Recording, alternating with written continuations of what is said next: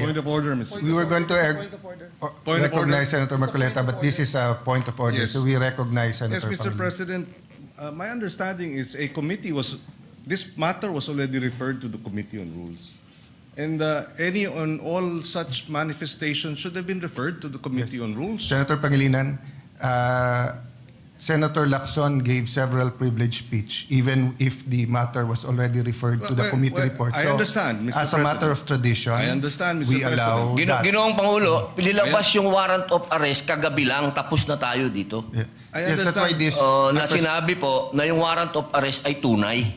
I understand, Mr. President, and therefore I'm appealing that perhaps this matter should be tackled in the committee rather than in this in plenary, so that we can address other concerns, Mr. President. The appeal- And the for the appeal- record, Pa- Paano natin pag-uusapan And- yung ibang... And for the record, Mr. President, I still have the floor. And for the record, Mr. President, we voted against resolution number 44.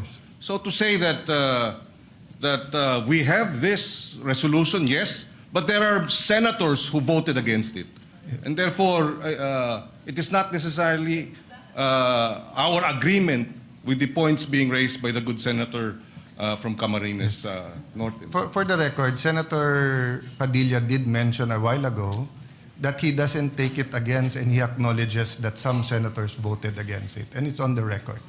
Having said that, the appeal is noted, but I just like to mention that we usually give each other leeway depending on the importance of the matter, and the threat to Senator Bato is live. There's been no official communication that he is free until a Philippine court issues a warrant of arrest. No?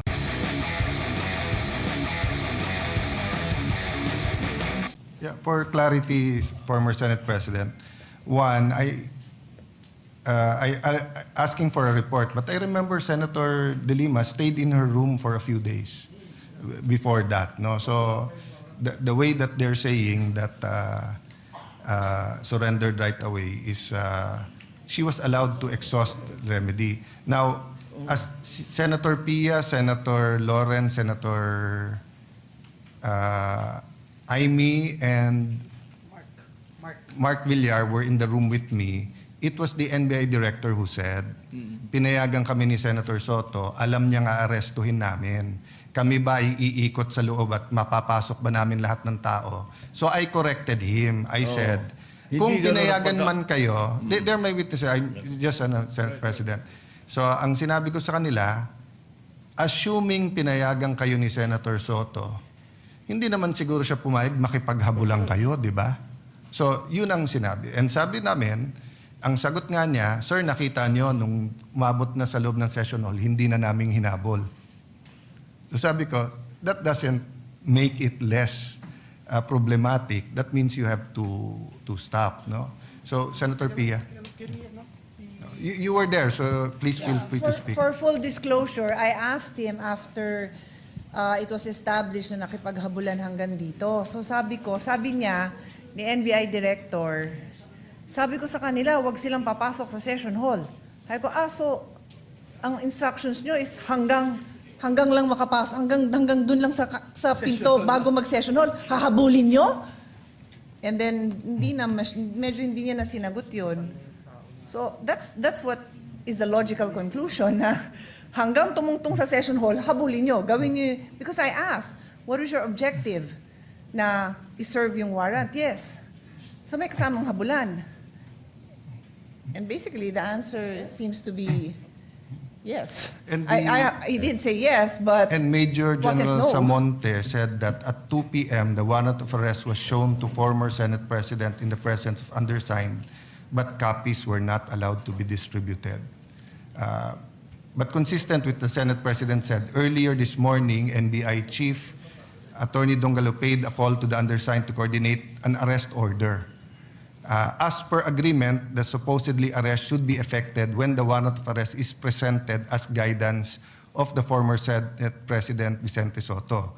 On or about 2 p.m., the warrant of arrest was shown to the former Senate President, the President undersigned, but copies were not allowed. So in the report kasi po, sir, ni Sergeant at Arms, the arrest was coordinated, not just the arrest warrant. That's why maybe the media this was submitted during the session.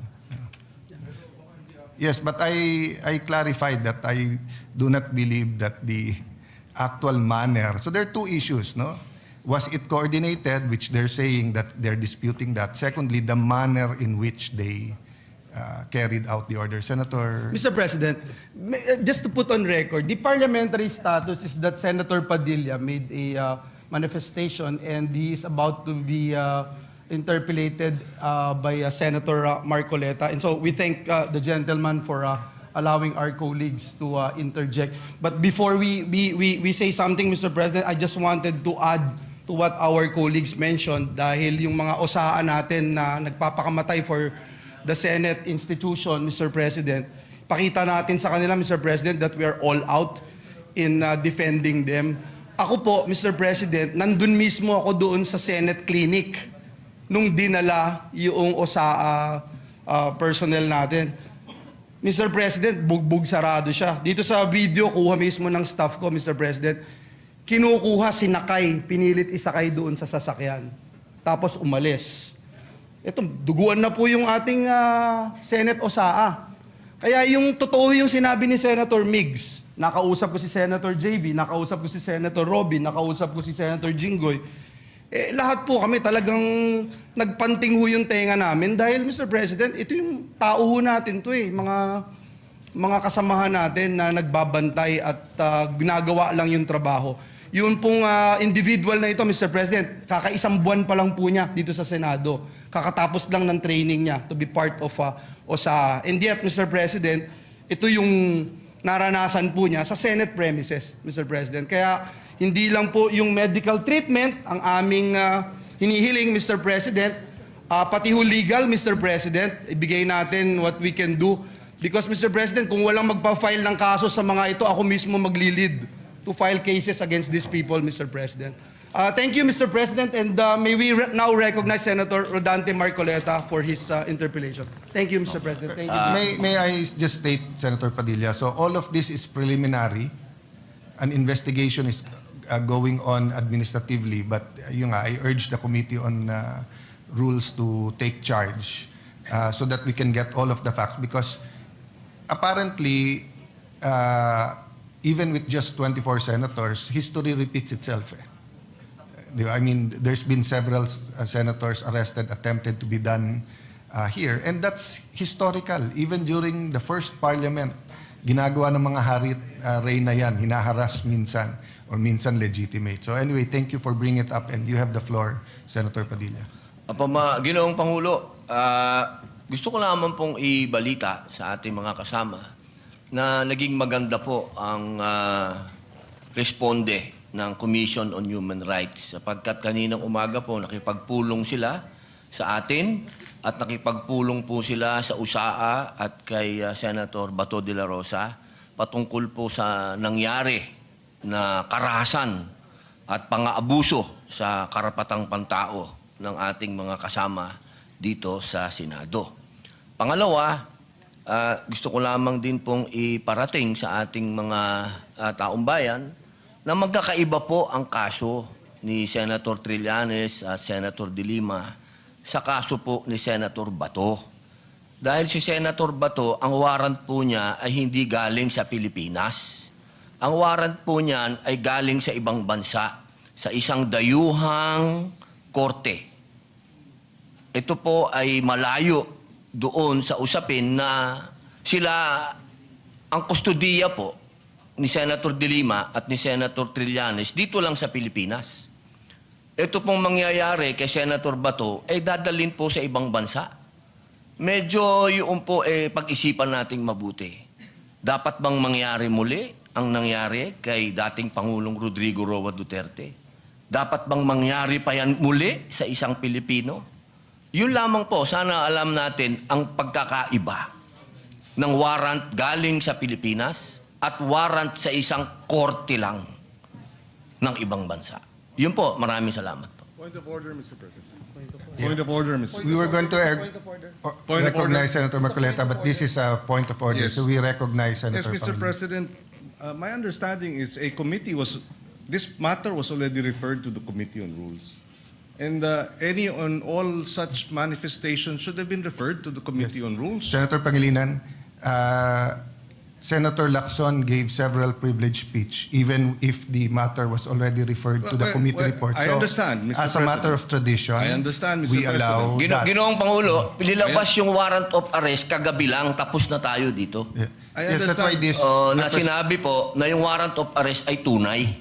I understand, Mr. President, and therefore I'm appealing that perhaps this matter should be tackled in the committee rather than in this in plenary, so that we can address other concerns, Mr. President. The appeal- And the for the appeal is record, noted. Paano natin pag-uusapan And- yung ibang...